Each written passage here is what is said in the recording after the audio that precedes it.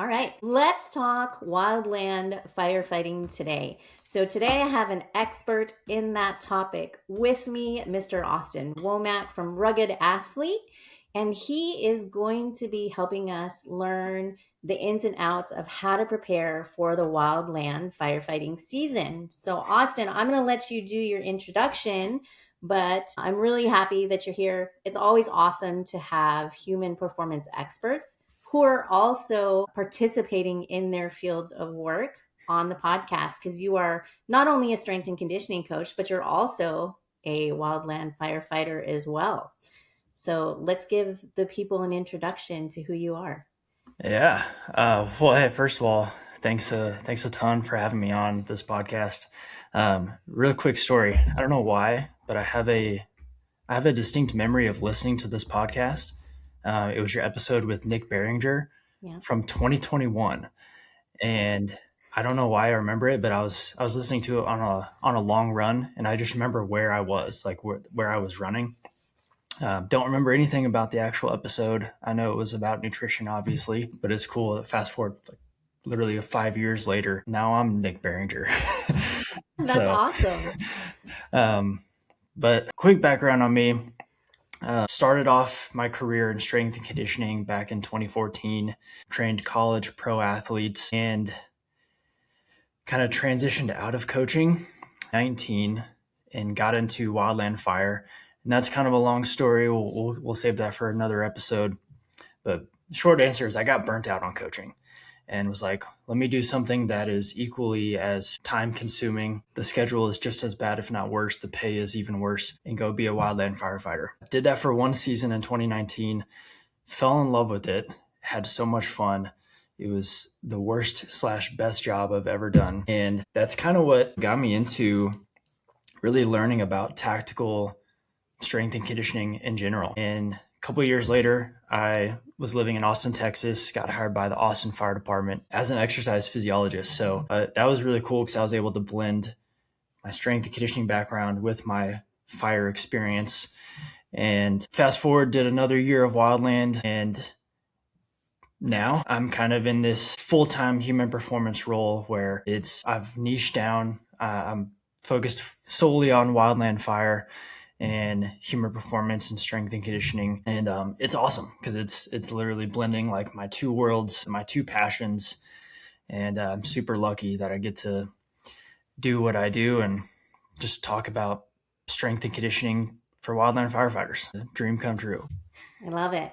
I love seeing how the world of tactical performance and the resources for tactical athletes, especially in niche spaces like wildland firefighting, who have been under-resourced forever. I love that we're seeing individuals like yourself, experts, starting to be able to reach into those niche areas and help them do things better, not just, on the fire ground, but also just in life in general, right? Helping them improve their health, their performance, their longevity.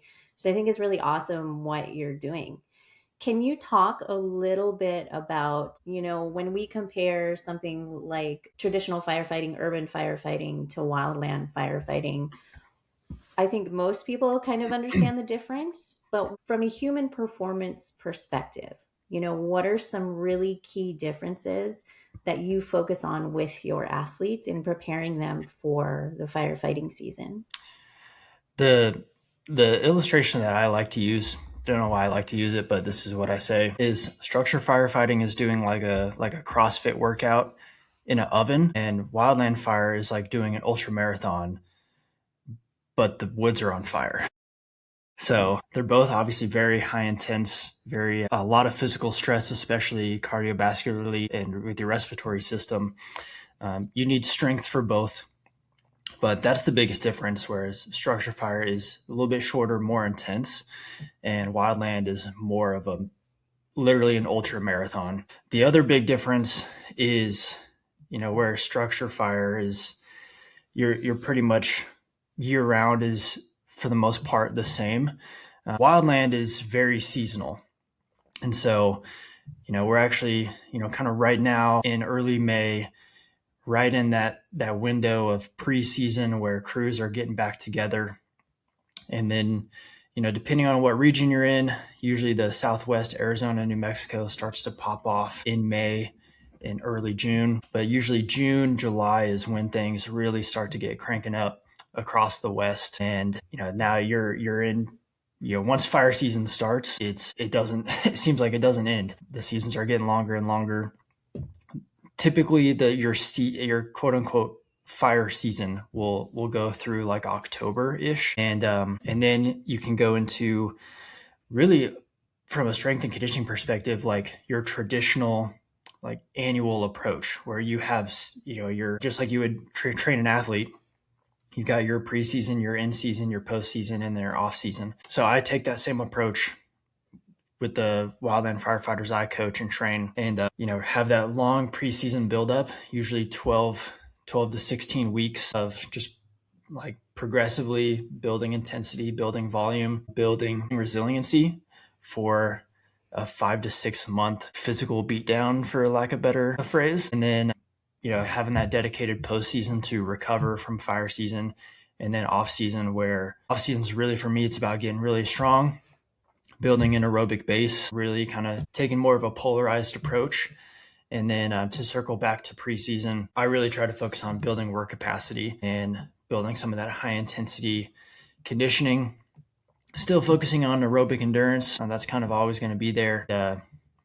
And then strength is always going to be there as well. That's something that I think, to go back to your point where you mentioned under-resourced, I think that aspect is very under-resourced in the wildland fire population. If I could get on my soapbox for a minute, I will. I want to share this because this was really what triggered me and got me into what I do now. And it was going into my first season in 2019, just coming out of 2017 and 2018, where I was coaching in professional baseball. So I'm at the highest levels of strength and conditioning 2 summers in a row. And then the next summer, I'm working on a wildland fire hand crew. And it could not have been more opposite in the facilities, the resources, the level of education when it came to just knowing how to train and take care of your body. I mean, complete opposites. And it was so incredibly eye-opening for me, and almost like just shocking for me, to be doing this extremely physically hard job where I feel exactly like I felt when I was like a college athlete. Like it's the same type of stress, the same preparation needed, but there's no help. Thankfully, I had a master's degree in pro experience. Like I knew what I was doing, but all the guys on my crew had no idea, and I was able to obviously help them and coach them through some stuff, and take them to the gym on our off days, and I did all of that. But it was so clear that there was a need for more training, more education, and you see it because you see the way that wildland fire specifically has historically trained. It's very similar to like old school military, right, where it's just calisthenics and running, and that's it. Like you just do flutter kicks and you do push-ups and pull-ups, and then you just run.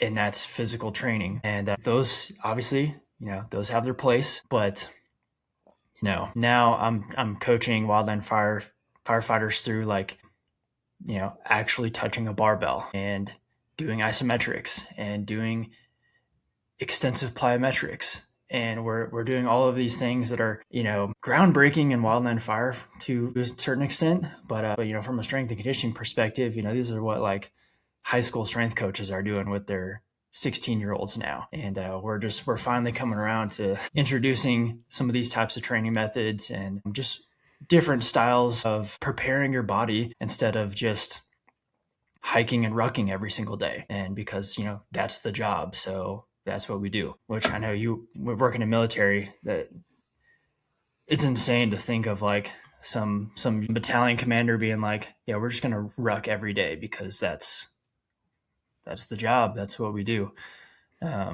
You'd be surprised how much of that is still around, or maybe you wouldn't be surprised. I do. I still hear that from colleagues in the military, but it's not as bad as wildland fire. I will say that. Yeah, the military's had a little bit longer to practice. The Speaking of Nick Maringer, when he came around, I want to say it was like 2008, 2009 ish time Hmm. frame, when he was helping stand up the Ranger Athlete Warrior program with Ranger Regiment at the time, who he was Hmm. with. So they've had, now we're talking about what, 17 years to kind of, work on their human performance program, starting with special operations. And now within the last 5, 6 years, they've moved into H2F. And I think like the ideal situation would be like eventually we see more of that structured organization supported human performance teams coming around in sort of that civil service sector, right? So police, firefighters, and then, Hmm. wildland firefighting and whatnot. And I think, just to kind of build on your story. So when we're taking like a phasic approach with off season, preseason, in season, interestingly, I had a conversation with a special operations guy the other day, and they're just constantly like crushing it and volume, and there is some structure around their programming, but they don't always take that off-season recovery Yeah. seriously, and eventually it just leads to like some pretty serious burnout. So we're having issues with like appetite and maybe some overreaching. Also just drive and motivation for training has changed a little bit, and so now we're trying to focus on, hey, like we need to take some time to have an off season, reset, recover, so that we can enter your pre-training and then peak season training window with some energy and some freshness and a fresh mindset and whatnot.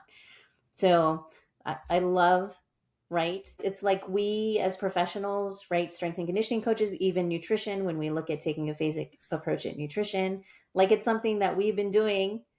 It's something that you see pretty regular in the traditional sports realm, but bringing Yeah. that phasic training, that periodization into the tactical space, I think that's super, super important, right? Regardless of what field you're working in. What are some common mistakes that you maybe see athletes in your field as they're coming to you and they're joining Rugged Athlete and working with your team? What are some common things or mistakes that they're making before they come to you guys that you have to work on? I've got a bunch, but Let's go through them kind of all. keep it. I'll kind of We're keep going it to out. call people out. We're going to be like, okay, guys, these are the mistakes that you're making. And this is why you need to come work with Austin's team. The first one I want to mention is just to go off of your last thought, and it's having like dedicated recovery time. And I find myself preaching this a lot in like October, November, because it's super, super common in the wildland fire profession to get done with fire season and then literally do nothing for a month, if not longer. The justification is, you know, like I just spent 6 months doing literally a year's worth of physical labor, with overtime and everything, crammed into 5 or 6 months, working every day. Um, you know, and just for context, because I know a lot of people don't know this, typical fire assignments are 14 days, and you're working every day, 14 days in a row, 16-hour days, and then you get 3 days off, and then you go right back for 14. And that's pretty normal, especially if you're on like a hot shot crew or something like that. That's for like 5 months in a row. Once you get that first assignment and you're out for 14, you're on that 14-3 cycle pretty much until the season's over. So the justification makes sense. Like logically, I get it, but I really try to push hard for people to, once season's over, like still train. Obviously, your training is going to look very different. We're trying to just get back into a normal routine, trying to just build some strength back with moderate intensity lifting and not even high volume, low volume, just getting back into a workout routine. And then doing extra recovery, like taking care of your body, doing what you need to do because they just took a beating for 5 months in a row. And then especially on the nutrition side and the sleep side, like you just spent 5 months sleeping on the ground every night. Let's get you in a bed. Let's get your sleep back into normal routine. You just spent 5 months eating sack lunches and at gas stations and terrible catering meals at fire camps. Let's get you back into eating vegetables and fruit and just normal food, taking a solid like 4 week training phase where you're just getting back to your somewhat of your baseline that you were like closer to when you came into the season. And two reasons that I think that's so important is, well, one is just where you have to recover. Like fire season is that hard and that demanding to where, you need to do targeted steps to recover from that. But then also that's going to help you be more set up for success for when you do jump into that off-season training program instead of just taking a month off, doing nothing, and then being like, all right, time to start training again. And then you just jump headfirst into whatever program you're doing. And now you go from 0 to 100. So having that time is super important, and it's something that I don't think is super common. So that is something I try to preach a lot. The other thing I want to mention is, and I kind of already ranted about it, but it's just that whole idea of like hiking is the job, or rucking. You can say rucking, it's the same thing. Mm-hmm. The only difference I would say in our context is usually we're rucking up like super steep stuff all the time, and lots of incline, and it is every day. I mean, again, I understand the reasoning and the logic behind that mindset, because you do hike in to your assignment where the fire is, and sometimes that hike takes an hour and a half of just straight up steep stuff, and that's usually the hardest part of the day. But that is only, and there's some really good research by Dr. Brent Ruby on this. That's hiking only consists of like 19% of the total time spent on high intensity tasks on Fireline. And this was measured in controlled studies. And when we're talking high intensity tasks, that's hiking. It's basically anything going direct fire suppression. So you're cutting, you're swamping, you're digging, things like that. Those are your high intensity tasks. Hiking's only about a fifth of that. So it's still a big chunk. I'm not trying to completely minimize it, but I always like to say, hiking, that's just your commute to work. Once you're done hiking, that's when you actually punch the clock and start getting after it. So that can't be what we focus 100% of our training around. And then, I mean, just for anyone, especially in the military, knows, rucking and hiking just is hard on your body. And if that's what your whole fire season is like, and you feel trashed in October, why would we want our physical training to also just trash our body and make us feel like that? Like, our physical training should be building us up, not breaking us down. It should be building calluses, not blisters. And that's a big mindset shift and training shift that I have to do with a lot of our clients is, almost scaling back and showing them that it's not that we're not training hard. It's that we're training a little bit smarter. And especially in like November, December, January, we don't need to be peak fire season shape in December. We need to be building a strong foundation, a big foundation of strength and endurance, so that we can continue to grow on that, progress on that, and be peak fire season ready when it's fire season, not in December. Yeah, I think that's so common. That's so common in the field. Across the tactical space, I think it's really common for people to just be like 0 to 100, right? And so, like, I work with some guys who, they'll be coming to me after injuries, and so we'll do some rehabilitation with them and working with the physical therapist, and they immediately want to be like, okay, when can I get back to doing what I was doing before? And they're not thinking about that progression towards being able to do, okay, maybe if I need to do more volume, or I'm doing more aerobic training, or I'm lifting heavier or whatnot, right? They want to go 0 to 100. I think it's like this personality trait that people who work in the tactical space, like, it's just, sure, they just want to full send it all the time, right? And they don't take the time to look at other aspects of their training, kind of hitting on that next point you made, right? Is, we have to build muscle, we have to build muscular endurance, we have to build strength, right? We have to provide some of that armor around the joints, the body, some protection against what you're going to be exposed to from like a beating your body up standpoint once you get up that mountainside, right? Yep. And I think you're spot on. That is the personality. And it's mine too. That's why I've done all of this stuff. Um, and, I try to almost trick people and reframe it in that, like, it's not that we're doing less hard stuff. We're just doing hard, but in a new context for you. And with especially the people I work with, it's, looking at the off season, right? It is hard in that we are now touching 90+% of our 1 rep max on a barbell. And you just have never actually done that. You've stuck with like your 8 to 12 rep range and your RIR of like 3. And we're getting into like 4 sets of 3 heavy. Yeah. And I can't tell you how many times someone after like a heavy front squat session where, yeah, we're doing like heavy triples for multiple sets. And they're like, can we do more? I feel like I'm not doing enough volume. I'm like, no, that's the point. Like, you need more weight on the bar if you're telling me that. And then sure enough, they're setting like 20, 30, 40 pound PRs because they didn't know that that's how that was supposed to be. And then kind of on the other side of that though is, when I'm building in more kind of zone 2 conditioning or more low intensity, just conditioning in general, a lot of these wildland firefighters, they don't know what low intensity even is. So they're like, I feel like I'm walking. And I'm like, yeah, you are. And that's what this is supposed to feel like. But if you were going harder, you wouldn't be able to do this for 90 straight minutes. And that's what we're trying to build up to.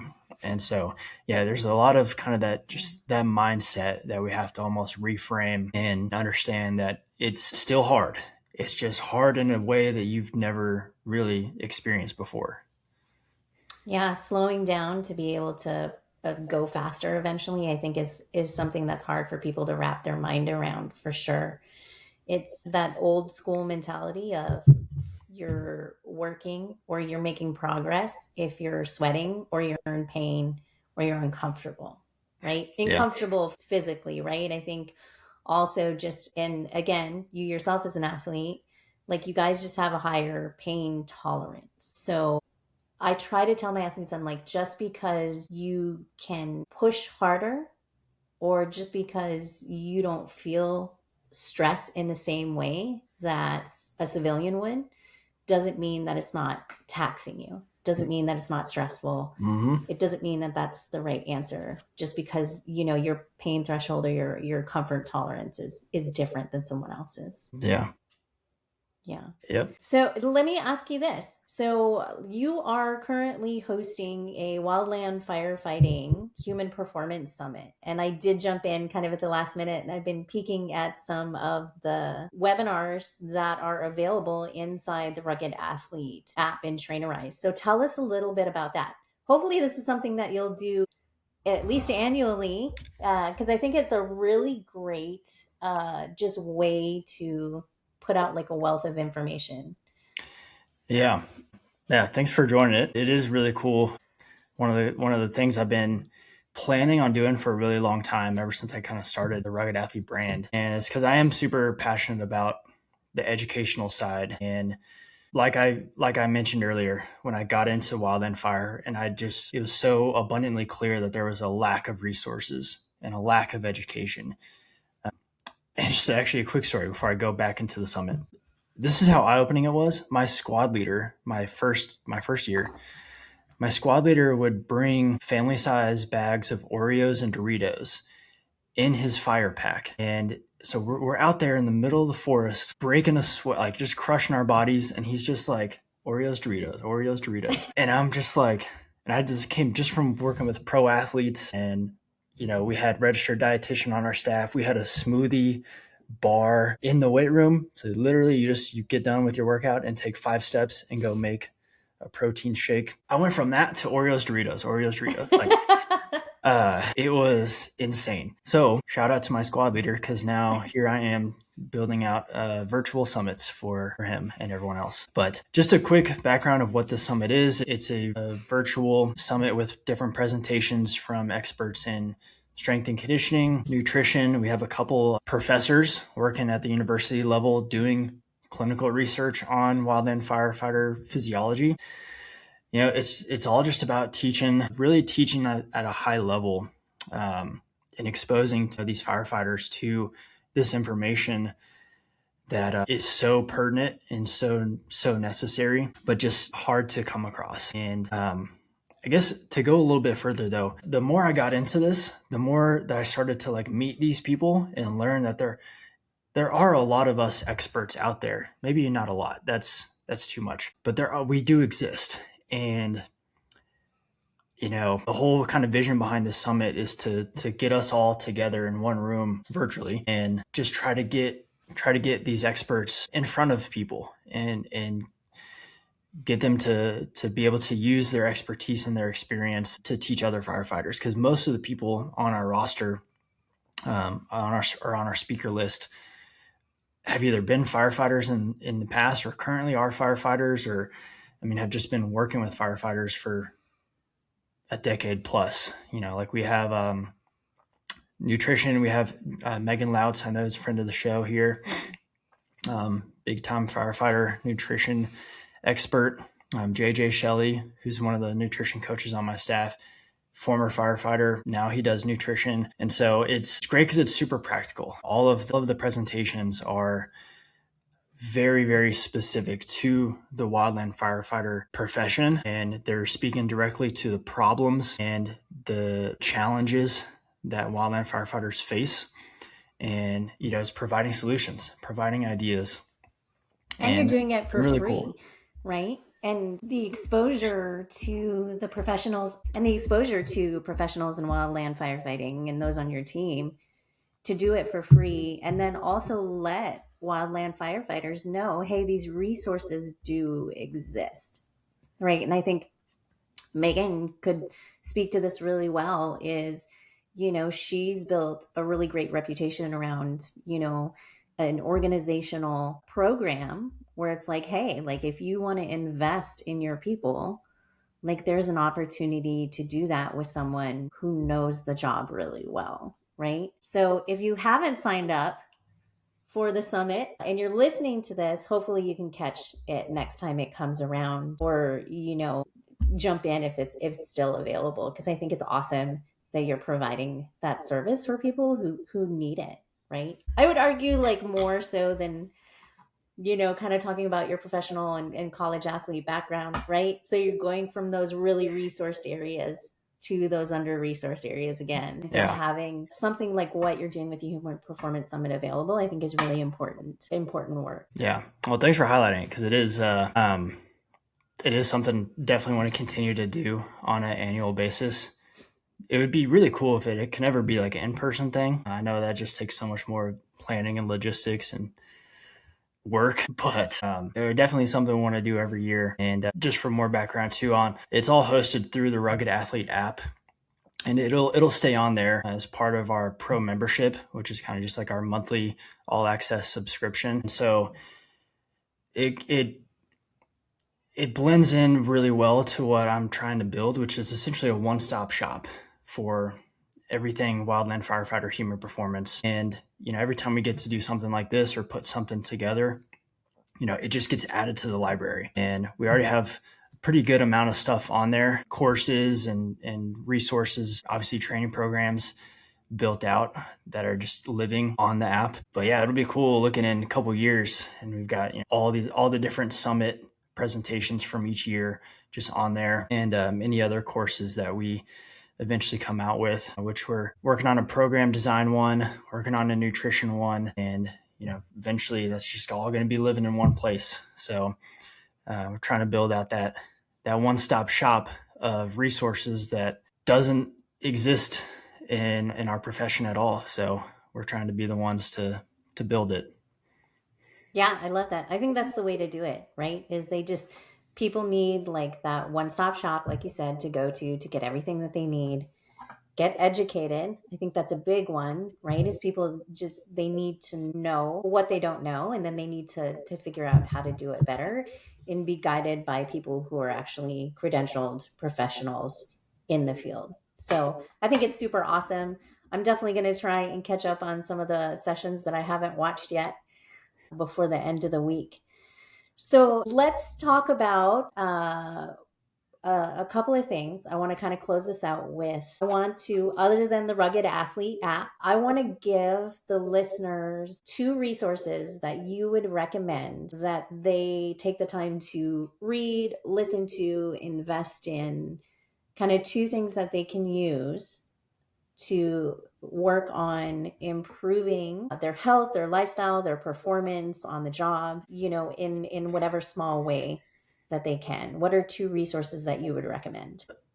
The first one, well, I'm trying to think of like books, and there's a few books that I think are super important to read in this profession. One being Training the Uphill Athlete. It's one of my favorite books when it comes to wildland firefighters, just because of the nature of working in the mountains and working in these endurance adjacent type of professions. So that one's just super, super valuable with the carryover that it has to this population. I think it bodes extremely well with military as well. I know a lot of previous Best Ranger competition winners used a lot of their methodologies to crush the Best Ranger. And I mean, that's a pretty good testimony right there. And then I think, I mean, I'm speaking to the choir here, preaching to the choir, but the nutrition resources are so valuable and also some of the worst out there. So I think just making sure people are finding their nutrition information from the right places is so important. So like your page, we mentioned Megan, we mentioned Nick, I mentioned JJ Shelley, who works with me. Heidi Brackenbush also works with me. She's amazing. Like there's so many people out there putting good stuff out there, but then there's some people putting out the absolute worst stuff out there. I was speaking to a group of firefighters the other day and about nutrition, and this topic got brought up because of some questions that were asked, and I just was rambling and admitted to the class that I'm glad I'm a strength coach and not a registered dietitian, because I don't think I could handle nutrition social media. I don't think I could. Like, we have some bad apples on our side, but it's nothing like those nutrition influencers out there. That Yeah, wasn't really a I can't specific tell you. resource, but that was more of just me. Like, I just feel like I got to get this off my chest. I can't tell you how many coaches, especially for, tactical athletes, are still promoting things like carnivore, keto, intermittent fasting, just all kinds of crazy stuff. And the amount of athletes that come to me that are still trying to utilize those strategies, but yet they're trying to push the envelope on their performance, their endurance, just there's everything. And there's always a point in time when they're following those strategies.